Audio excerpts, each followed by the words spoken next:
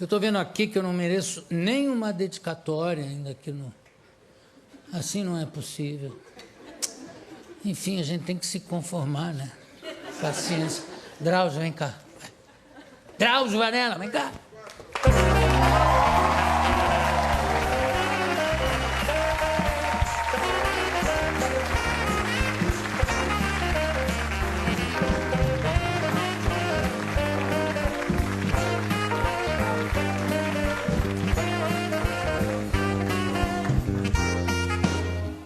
35 anos que a gente se conhece. Desde 1981. Ninguém tinha nascido aqui. Nem nós. Que maravilha. Primeira vez que o Drauzio foi na minha casa era um domingo e ele veio com duas menininhas muito bonitinhas, uma com tapa-olho, que tinha feito uma cirurgia no olho, alguma coisa. Uma correção. Com aquele tapa-olho assim, aquelas duas menininhas atreladas ao pai, levou para lá num domingo mesmo, não, tem que ir, e foram, e foi uma bênção eu conhecer esse homem. Eu tive um melanoma e na época era pouco, aliás, era pouco conhecido na época, né?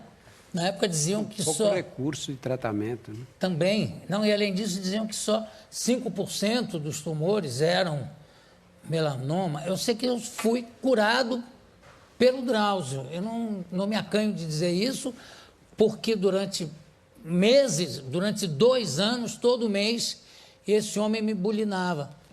Porque ele tem que apalpar você para ver se por acaso aquilo foi para os gânglios, enfim.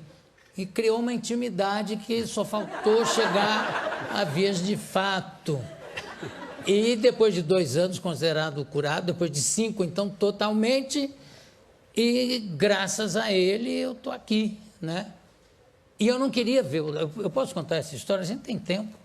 Eu não queria procurar o Drauzio, porque eu tinha tido essa verruga nas costas, que tirou, não tinha nada nas bordas, ainda foram fazer um rastreamento, me deixaram uma cicatriz desse tamanho nas costas por mim. E aí todo mundo dizia assim, vai procurar o Drauzio, procura o Drauzio. Eu dizia, mas que procura o Drauzio? Ele é a pessoa que mais, ele vê 100 melanomas por ano, mais que o Memorial, porque tudo que é melanoma mandam para ele do país inteiro. Então ele é a pessoa que realmente entende. Mas eu já tirei, eu sei, mas não custa. Procura o Drauzio. Aí eu fui agradecer ao Janotti, né? O Janotti, que era o patologista do Delboni. E fui agradecer a ele, porque ele é que fez a análise e tal. Aí ele falou, você já procurou o Drauzio? Eu falei, não, tem que procurar o Drauzio. Eu falei, não. Aí chegou a secretária, abriu a porta e falou assim, doutor, sua mãe na Dinamarca. E ele falou, fala que depois eu ligo para ela. Aí eu falei, não, esse troço é sério, sua mãe está na Dinamarca e ele não atende para me convencer que eu tenho que procurar o Drauzio, vou procurar o Drauzio. Aí procurei o Drauzio, foi muito bom. A história do primeiro encontro já é muito longa, mas o engraçado é que depois eu fui agradecer ao Janine, né? Janotti. Fui agradecer ao Janotti dele ter me indicado, disse, olha, eu só percebi que podia ser uma coisa grave quando você deixou de falar com a sua mãe na Dinamarca para me atender. Aí ele caiu na risada. Eu falei, por quê? Não é na Dinamarca, é aqui mesmo, esse é o nosso PBX. A é Áustria, B é Brasil, C é Cuba e D é Dinamarca. Se não fosse isso, provavelmente não teria procurado meu amigo Drauzio. Que agora, nesses 35 anos, escreveu vários livros de muito sucesso e aqui ele está lançando agora com o nosso amigo Luiz Fax, que também a gente é obrigado a escrever, porque senão ele não larga do pé da gente. O Drauzio, é isso mesmo. Luiz Fax é o editor da Companhia das Letras e ele é uma pessoa ansiosa. Você diz que começou a escrever um livro e já quer saber que dia você vai entregar o livro para ele. Antes mesmo de você dizer que começou a escrever, você pensou, palavra de médico, ciência, saúde, estilo de vida, pela Companhia das Letras. Livro aí já? Como? Eu não vi o livro ainda. Então, pronto. Também não mostro. Vocês me disseram que ia mandar um boneco só com a capa. Eu não sei, vai ver que é um boneco. Não, está escrito. Deixa eu ver aqui, olha, tem assim, quanto mais cedo, melhor. Ah, não, é o livro. Profilaxia, pré-exposição, uma vacina para dengue, é o próprio, né? É o próprio livro. Legalização da maconha ou cigarro eletrônico. Vamos começar falando do cigarro eletrônico. Esse cigarro eletrônico funciona mesmo, Drauzio? Acho que esse cigarro eletrônico tem tem uma contradição. Ele tem um lado que é muito benigno, porque um dos maiores problemas do cigarro, o cigarro que tem nicotina. A nicotina é para viciar as pessoas, para tornar as pessoas dependentes. E é a droga que causa a maior dependência química conhecida pela medicina. Você pega, tem uma experiência longa de cadeia, você sabe, você pega o pessoal que fuma crack na rua, que está lá na sarjeta. Eles vão para a cadeia não tem crack, eles largam do crack, mas não conseguem largar do cigarro. É mais difícil largar do cigarro do que largar da cocaína. Quem provoca essa dependência é a nicotina. Só que na combustão do cigarro, do tabaco, você joga para dentro do pulmão a alta temperatura um número incalculável de produtos. Mais de 4.000 é o cálculo. Desses produtos, alguns são tóxicos, muito tóxicos, outros são cancerígenos.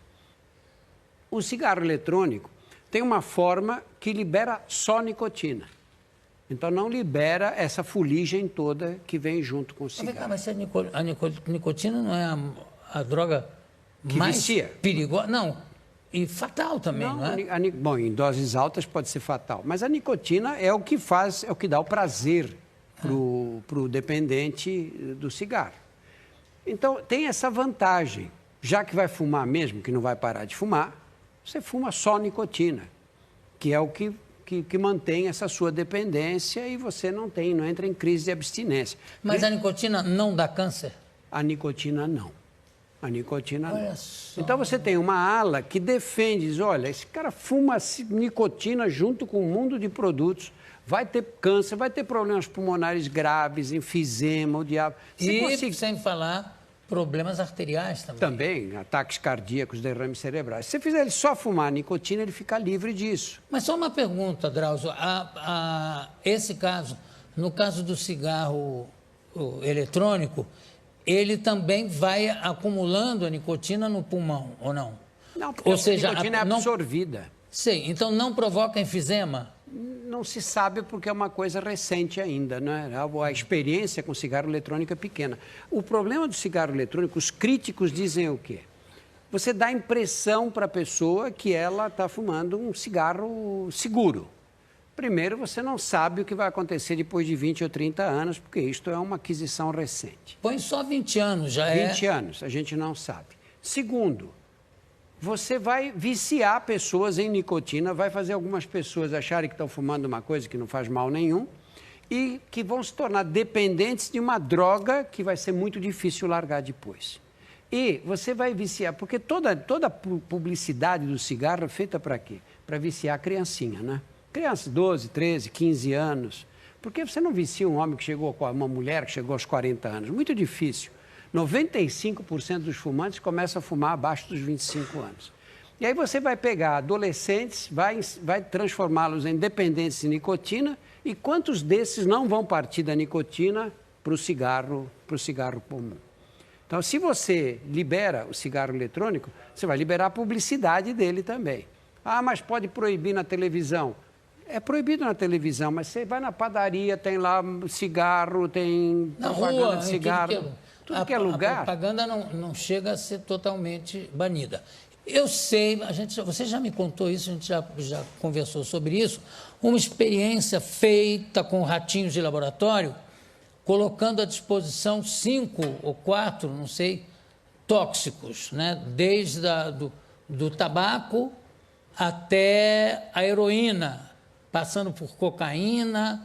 Qual era a outra, não me lembro agora, maconha. Maconha, heroína, tinha mais alguma, morfina. E morfina. Davam comida e a droga.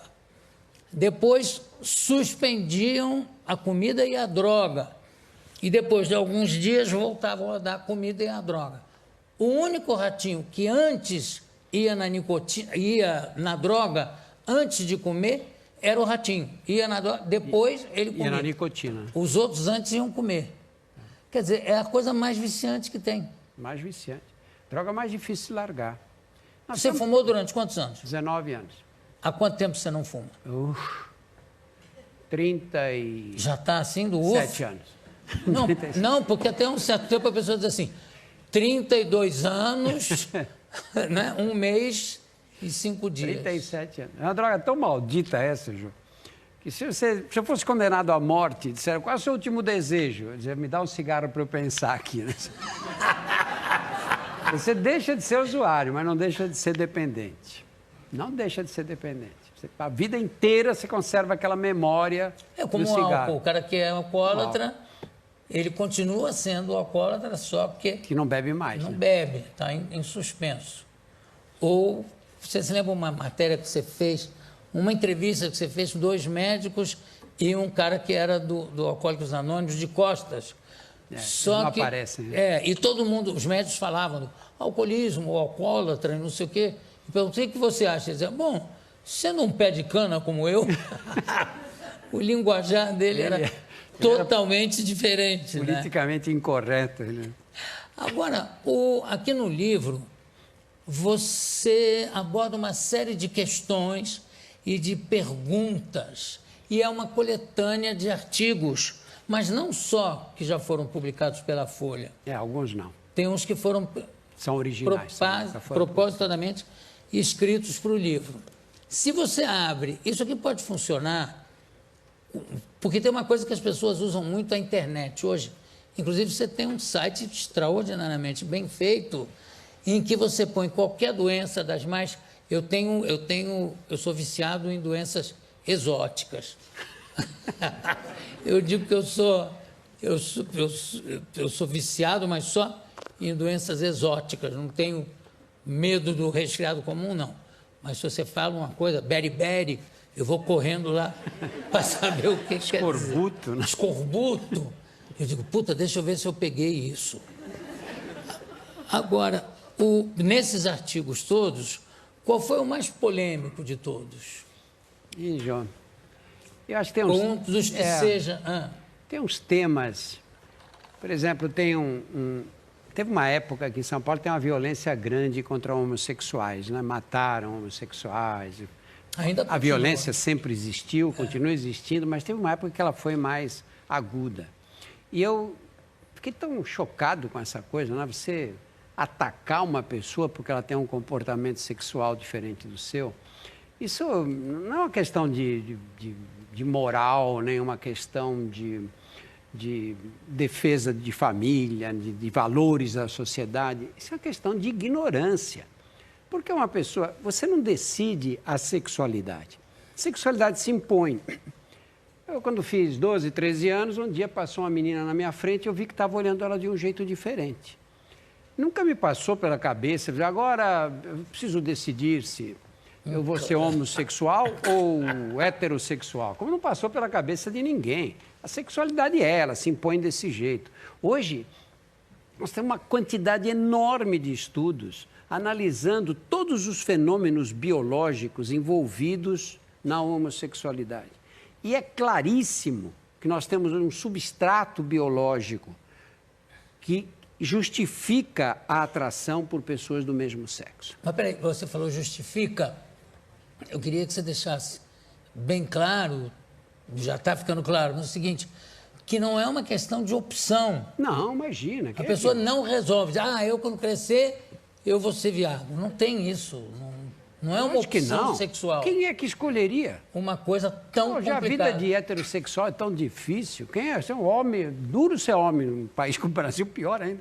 Mas você escolheu o caminho mais complicado, mais difícil. Né? Isso acontece com as travestis. Quem é o homem que gostaria de sair de mulher na rua, ser espancado pela polícia, ser atacado por débeis mentais? Ninguém. É que as pessoas são assim, como eu sou heterossexual, tem outro que é homossexual. E o que me choca é como é que a pessoa se incomoda com o comportamento sexual do outro.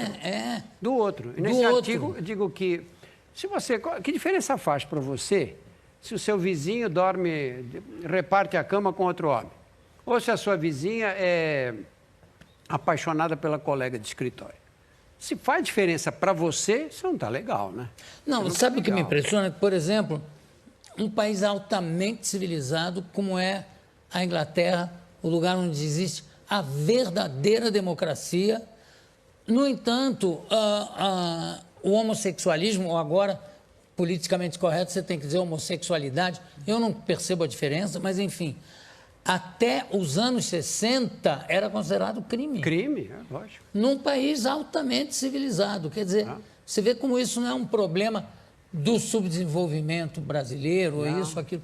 Não, é uma coisa que está, assim, a ferro e fogo marcada no inconsciente das pessoas. Esse artigo que eu escrevi sobre a homossexualidade, depois, nossa, quando pegava o site, era um mundo de gente xingando através do site.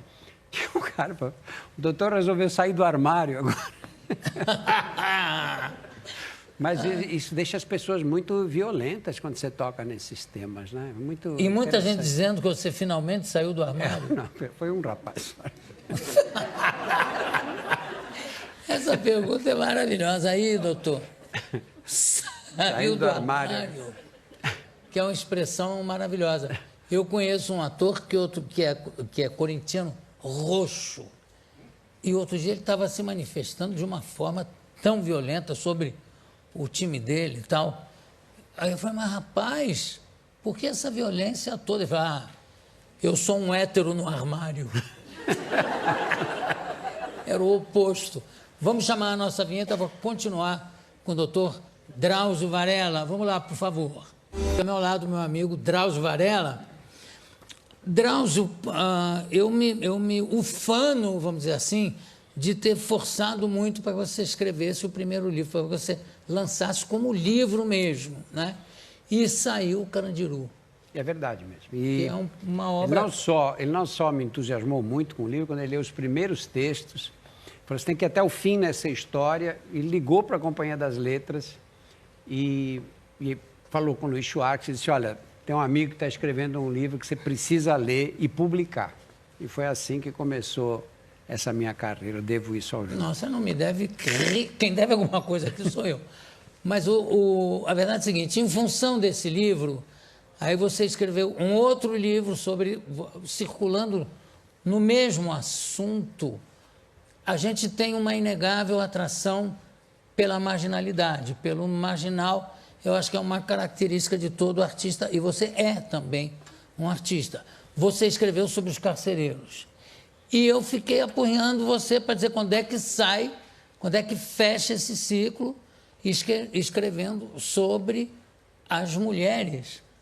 Porque você continua dando atendimento ao presídio feminino.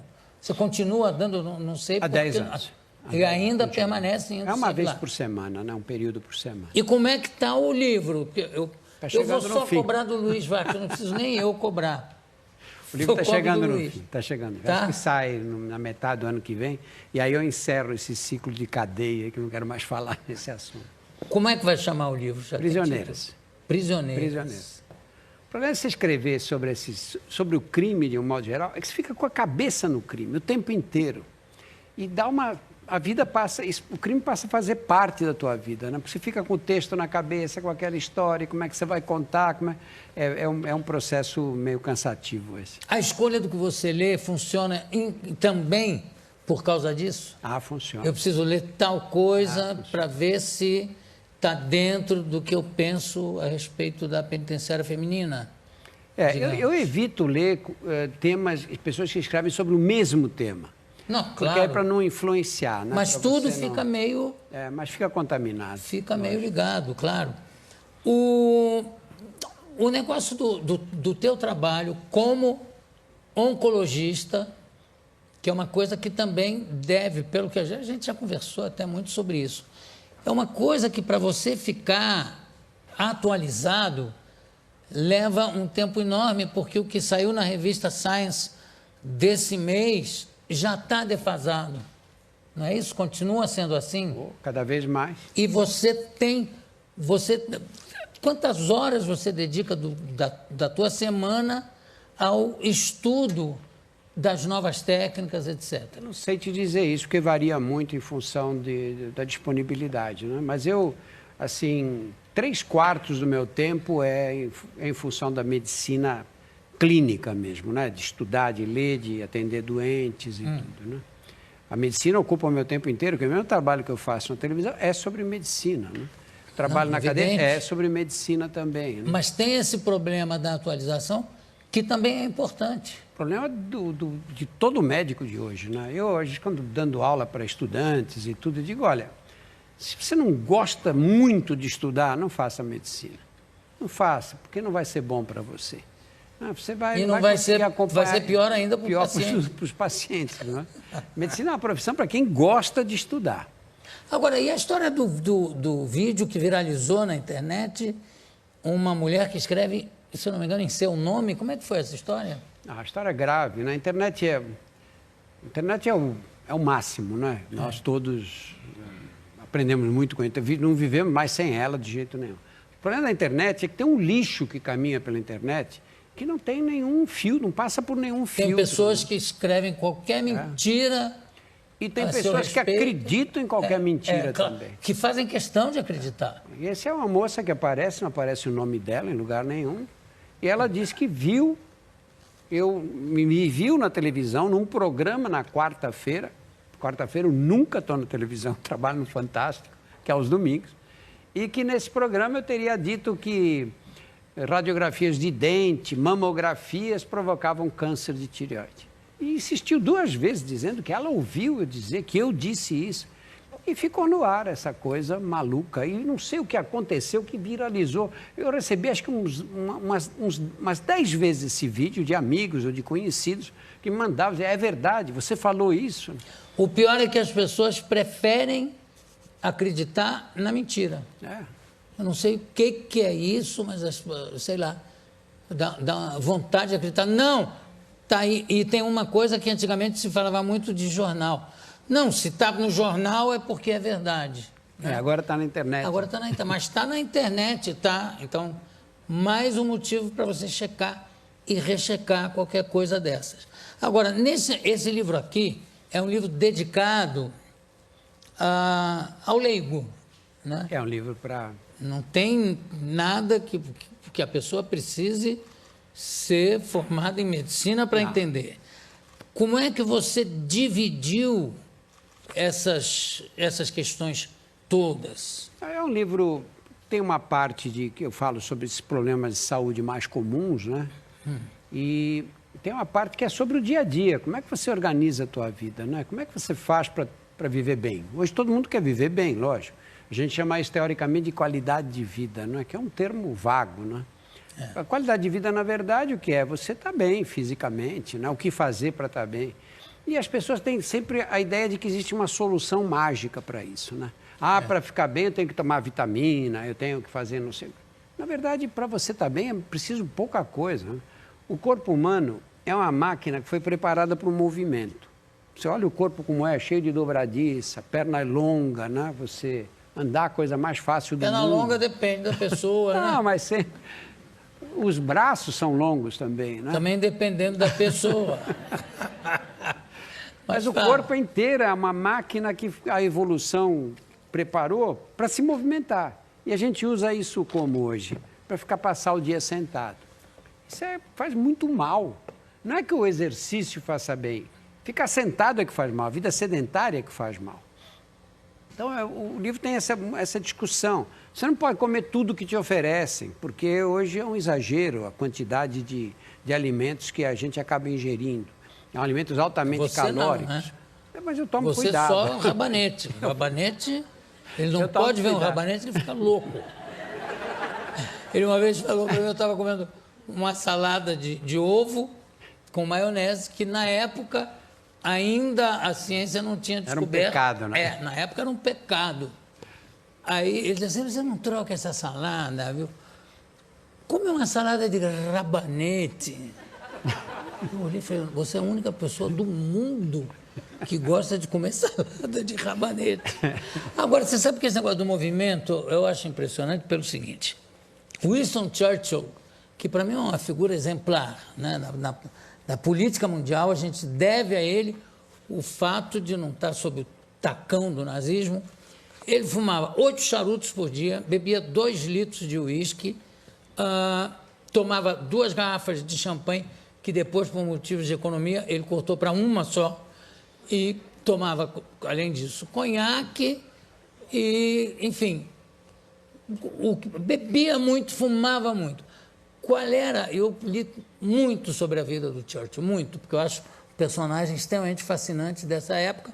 Tem um livro, inclusive, foi o Wilton Marx que me deu, que faz o diferencial entre o Hitler e o Churchill. E no final ele chega à seguinte conclusão, que a grande diferença é que o Hitler era um racista e o Churchill é um humanista. Aí eu fiquei pensando, como é que esse homem que exerceu as suas funções até 90 e tantos anos, como é que com tudo isso que ele faz, ele é tão saudável? Me parece que a resposta é o seguinte, esse homem nunca foi parado, ele estava sempre em movimento, desde cedo, estava nas guerras como correspondente, ele ia para a frente de batalha, andava até morrer, ele andava, e não era uma coisa planejada, que ele era obrigado a andar, não, estava dentro do organismo dele, essa coisa de andar, ele tinha que estar em movimento. Ele só dormia 1 hora de tarde, era o que compensava tudo o que ele precisava para não perder energia. Você não acha que esse fato dele estar sempre em movimento, como você disse, é uma máquina que não foi feita para parar ou para sentar, isso não pode ser responsável pela longevidade que esse homem teve, apesar dos abusos que ele cometia? É difícil a gente dizer, porque você, para viver passados 90 anos, tem que ter uma genética favorável. Né? Não sei, mas digo, além disso, evidente. a prática de andar... Certamente, certamente. Quando você... essa máquina que foi preparada para o movimento, que é o corpo humano, ao contrário das outras, como automóvel, avião, que se desgastam à medida que se movimenta, o corpo humano se aprimora à medida que se movimenta. E isso nós estamos pagando um preço alto. Hoje eu acho que se você fosse pensar numa medida de saúde pública, uma medida só, além de largar o cigarro, que o cigarro no século XXI vai matar 1 bilhão de pessoas. 1 bilhão de pessoas no século XXI. Mas esquece o cigarro, que é uma coisa... Do ponto de vista individual, qual é a medida mais importante de saúde pública? Saúde pública é andar. Eu nunca imaginei, quando me formei na faculdade, fim dos anos 60, naquela época a gente tinha doença de Chagas, esquistossomose, malária, temos até hoje, mas pouco. Não febre amarela, alguns pegam ainda. Mas se a gente pegar... Eu nunca imaginei que um dia a medida mais importante fosse fazer as pessoas andar. Não tem sentido isso, né? E é realmente a medida mais importante hoje. Tirar as pessoas da cadeira. Porque se você não tira, o que acontece? Quer ver? Quantos daqui têm parentes com diabetes? Levanta a mão, por favor. O quê? Quantos têm parentes com pressão alta aqui? Olha, parece aqueles programas de pastor que dizem, quem quer aceitar Jesus? Quem aceita diabetes? Quem aceita? Todo mundo. Todo mundo. Essas são as 2 maiores epidemias do mundo moderno. Pressão alta e diabetes. São epidemias e doenças gravíssimas que a gente acostumou. Como é que está sua mãe? Está ótima. Tem o diabetes dela, mal compensado, pressão alta. Como está ótima? Tua mãe pode morrer a qualquer momento. A gente acha que tudo bem. Essas são as grandes epidemias. Fala em epidemia, a AIDS. O Ministério da Saúde diz que nós temos 800 mil pessoas com HIV positivas no Brasil. Diabetes, temos 12 milhões, pelo menos, de pessoas com diabetes, 12 milhões. Pressão alta, nós temos aí aos 60 anos mais da metade da população, mulheres e homens. Agora, tem uma coisa inacreditável que as pessoas até custam a acreditar. Tem pessoas com diabetes e quando elas perdem peso e andam, a diabetes some. Some. O que antigamente se achava que era impossível, não. Você só controla na base da insulina e não tem outro jeito. Aí começaram a perceber que se você emagrecer e andar, fazer um exercício de andar, e eu estou realmente, eu estou isento, porque eu sou gordo, mas graças a Deus eu tenho tudo em níveis mais do que normais, o que irrita muito alguns médicos. Bastante. Bastante. Aliás, mando meu abraço para o Carlos Jardim, que tem desaparecido. Ele agora só brinca com o filho dele. Eu escrevo, mando o WhatsApp para ele, ele me devolve uma fotografia do Bruno com capacete de piloto. Eu digo, não, espera lá. Olha, eu vou dar uma parada aqui, eu sei que a gente tem, geralmente são 2 blocos, mas diante dessa pesquisa aqui da diabetes e da pressão alta, você vê o que tem de vagabundo nessa plateia, que não levanta o rabo para nada, nós vamos abrir o 3º bloco e eu vou abrir para perguntas da plateia para o doutor Drauzio Varella. Desde já eu quero agradecer a sua presença, a presença do meu amigo, que só tem uma queixa, que a gente se vê pouco. Muito pouco. Mas, enfim, paciência, eu sei que de qualquer maneira eu pego no telefone e ele sempre tá atento, e se ele não atende na hora, ele dá retorno correndo. É a pessoa mais preocupada com a minha saúde depois de mim. E da Flavinha, claro. Vamos lá, Vini, por favor. Não é essa, da outra? Que dia está lá, hein? Tá, hein? Que dia está? De quarta a domingo. Troile cresce. Vou falar com a Claudinha. Tá bom. Então, aqui ao meu lado, o doutor Drauzio Varella. E eu abri para perguntas da plateia, eu vou pedir que sejam um pouco sucintos, porque senão o nosso tempo, que já está estourado, vai estourar mais ainda. Tem uma senhora de óculos escuros ali que levantou o dedinho, você mesmo. Como é seu nome? Cleide. Cleide, manda ver. Dr. Drauzio, Jô, muito obrigada. A dona de casa, que não caminha normalmente na academia, não vai na academia, mas ela é constante no trabalho da casa. Isso ajuda em termos de movimento? Sempre ajuda, não é? Sempre ajuda. Mas o problema do trabalho doméstico, o que é? Que você anda pouco, anda a distâncias muito curtas e para. Anda a distâncias muito curtas e para. Lógico que no fim do dia, se você somar, deu muitos passos. Tem uma regra básica aí, que você... Tem um aparelhinho que chama pedômetro, que você coloca no cinto e cada vez que você pisa no chão, ele marca o número de passos. Para você ser considerada uma pessoa ativa, você tem que dar 10.000 passos por dia. Mais ou menos, lógico, essas coisas não são matemáticas, né? Mas mais ou menos esse número de passos. Agora, eu sempre recomendo... Porque às vezes está mais atrapalhada, o trabalho doméstico tem que lavar louça, é parado, tem que cozinhar, fica na cozinha muito tempo. Eu sempre acho que tem que achar tempo para fazer exercício. Mas não necessariamente uma academia. Né? Não, andar na rua, qualquer lugar, subir escada. Quando você pergunta, como médico, quando eu falo com olha, você ganhou peso, precisa perder peso, tem que estar preparado para ouvir uma ladainha de lamentações. Ah, não dá, eu acordo cedo, eu levo o filho para a escola, tenho que dar atenção para o meu marido, tenho que sair do trabalho, passar na casa da minha mãe. Né? Vem um rosário aí de lamentações. Quando a pessoa, no começo da profissão, eu ficava meio tocado, né? Não tem jeito, né? Hoje, mas meu coração fica uma pedra de gelo. Eu falo no fim, como é que eu faço? Eu falo, esse é problema seu. Você acha que alguém vai resolver para você esse problema? Vai andar por você? O que você vai fazer, não sei. Separa do marido, larga o emprego, põe as crianças na FEBEM, sei lá.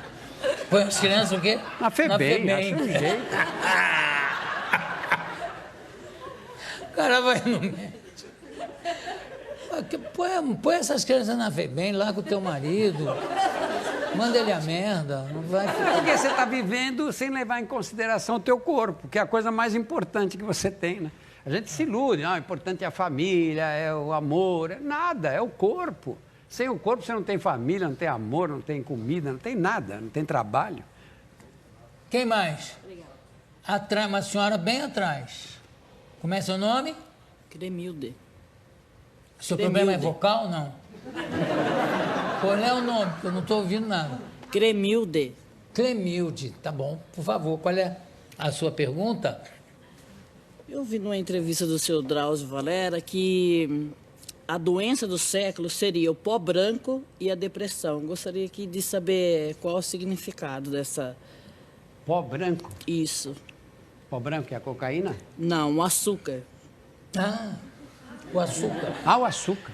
Não, nunca falei, o açúcar nunca falei. Depressão, sim. Depressão é uma doença... O açúcar, o problema do açúcar é o excesso. Não é? Não tem problema nenhum comer doce, desde que você não começa a repetir, comer meio pudim cada vez, não é? Comer uma caixa de chocolate inteira, é o excesso que faz mal. Que é o Mas que uma muita caixa gente de faz. chocolate inteira, eu acho... Não, ao contrário do que vocês estão pensando. É uma coisa que Desculpa, não quis ofender. Não. Ao contrário. Eu acho que aí você já entrou no terreno do lugar comum. Só porque o cara é gordo, assim, ele deve se empanturrar de chocolate. Aliás, uma vez eu estava numa dieta rigorosa, resolvi sair da dieta, fui comer um sanduíche, passei na rua, o cara disse, por isso que é gordo. Mas é o seguinte, o cara para comer uma caixa de chocolate, ou chocolate em excesso, ele tem que imediatamente ir ao médico, deve ser uma pessoa doente, porque quem é que aguenta essa quantidade de açúcar? Quer que levante a mão aqui? Quem come uma caixa de chocolate aqui, putz? Olha, com todo respeito, puta que pariu. Realmente, são chocolatras, né? Uma coisa... Comigo aconteceu um fenômeno estranhíssimo. Hoje em dia eu sou vegetariano, mas não é fazendo força, não. Eu só gosto, hoje em dia, de comer legumes, tirando o rabanete, mas eu só como basicamente legumes. Quanto a chocolate, que eu era viciado em chocolate, eu não consigo mais comer doce, eu não como doce há um ano. Eu não sei se tem... Desacostuma do gosto, né? Não sei se é motivado pela minha troca de válvula que foi feita, a TAV, que é feito uma coisa que leva 1 hora e você no dia seguinte vai para casa, mas há bastante tempo que vem mudando esse meu hábito. Agora, sobre depressão, é um problema sério? A depressão é um problema seríssimo. A Organização Mundial da Saúde calcula que a partir de 2020 vai ser a maior causa de absenteísmo no mundo, depressão. Maior causa de? Absenteísmo, de falta no trabalho. É uma coisa inimaginável, né? Considerando todas as doenças e tudo, depressão vai ser a maior. Já aqui no Brasil, já está entre as 5 principais causas. Depressão mais frequente nas mulheres, 3 vezes mais frequente do que nos homens. E é uma doença horrível. A gente usa o termo de uma forma muito irresponsável. Estou deprimido. Brigou com a namorada, outro se desentendeu com o filho. Você não está deprimido, está triste. Morreu um amigo. A depressão é uma doença mesmo. A pessoa olha a vida e não vale a pena viver daquele jeito. Ele só vê o lado errado da vida, só o lado ruim, não consegue ter prazer em nada. Quantas pessoas se matam devido à depressão? Quase todas, praticamente. Os que se matam, quase todos se matam por causa de depressão. E a família, nessa hora, fica ali. Sai, você precisa ir no aniversário de fulano, você não quer reagir. A última coisa que a pessoa deprimida quer é ir no aniversário de alguém, porque ele quietinho ali se aguenta ainda. Então eu ando deprimidíssimo, porque para sair de casa, é complicado. Não vai nem no seu aniversário. Não, no meu eu me escondo. Não, eu estou brincando, mas realmente é preciso não confundir isso que você falou. A morte de um amigo, você ficar triste, com a depressão, doença, porque é uma coisa terrível. Eu tenho 2 amigos que sofrem de depressão e tomam remédio, que tem... Agora, às vezes precisa de remédio mesmo. Mas o que é estranho, Drauzio, é o seguinte, que tem pessoas, como no caso da esquizofrenia, se eu não me engano, que tomam remédio e levam uma vida normal, mas não aguentam ficar tomando remédio. Tem uma hora que param de tomar o remédio. Por que isso? Esses remédios são um pouco complicados, porque, primeiro, eles levam tempo para agir. E esse tempo, no mínimo 3 a 4 semanas. E nesse período de 3 a 4 semanas, é que você experimenta os efeitos colaterais mais exuberantes. Seca a boca, gera um pouco de tontura. Eu falo, estou tomando remédio há uma semana, não melhoro, e eu não estava sentindo nada disso que o remédio está dando agora, interrompe o tratamento. Outro erro comum é a pessoa vem tomando medicação, e aí acha que está bom, passou, sair desse quadro, para de uma vez só. Esse é um erro grave. Esses medicamentos têm que terminar com orientação médica, tem que diminuir gradualmente a dose, porque senão a pessoa se sente mal, tem um mal-estar físico mesmo, e além disso, às vezes recidiva o quadro de depressão. E o medicamento só não é a única saída, você tem que ter um acompanhamento psicológico que é fundamental, né? Os dois tratamentos ao mesmo tempo funcionam melhor do que cada um isoladamente. Já que falamos vou botar uma pergunta minha, já que falamos de remédios e do uso indevido do remédio, ou de evitar o remédio, porque não está fazendo o efeito que eu queria, ou enfim, havia uma coisa que você sempre falou contra esse preconceito ou maldição em relação à morfina. E como exemplo, numa das conversas que a gente teve, você falou de um paciente terminal que estava com dores terríveis e você disse, olha, vamos aplicar morfina para ele não sentir essa dor. E que a família diria, mas o senhor vai dar morfina para ele, doutor? Então, existe um preconceito brutal em relação a certos medicamentos. Né? A questão da morfina é uma questão grave, eu não vou entrar em detalhes porque é muito complicada aqui, não, mas é uma droga muito importante, porque a morfina, para dores fortes, é a única que tira completamente a dor. As outras drogas você toma, a dor diminui, mas persiste ainda, alivia, lógico. Estava 100, virou 30, melhorou, mas a morfina tira a dor completamente. O que não quer dizer que seja uma droga para você usar porque está com dor de dente, porque está com um pouco de dor nas costas, lógico que não. Mas nos casos mais graves, você tem que dispor de morfina. E no Brasil, existe uma restrição muito grande. A Organização Mundial da Saúde diz que você não deve ter receituário especial para morfina, porque no receituário especial, se a pessoa não tem esse receituário à mão, ela não prescreve.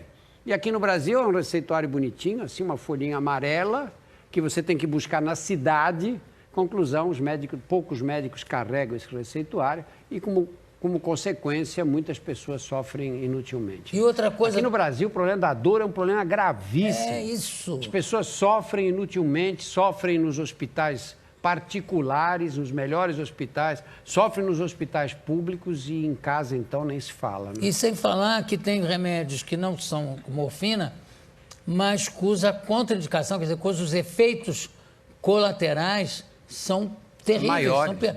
Até um excesso de aspirina, sei lá, porque a pessoa vai aumentando a dose, né? O negócio do efeito rebote, sei lá, que o cara vai aumentando. Ficando tolerante, né? O Max Nunes, nosso querido Max Nunes, falou que uma vez ele foi atender um cavalheiro que a mulher dele tinha acabado de morrer.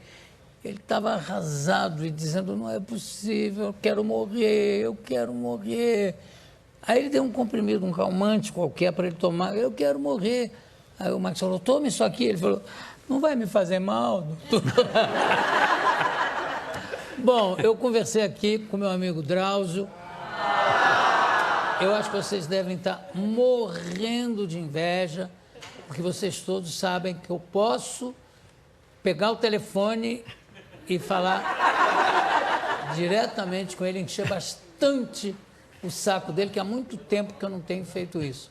Mas é um amigo, muito além de ser meu médico para tudo, é um amigo para tudo. Drauzio, muito obrigado pela tua presença. Parabéns pelo livro. Você não vai sair daqui sem fazer uma dedicatória para mim. Muito obrigado a vocês todos em casa, a vocês todos aqui também. Boa noite e um beijo do gordo.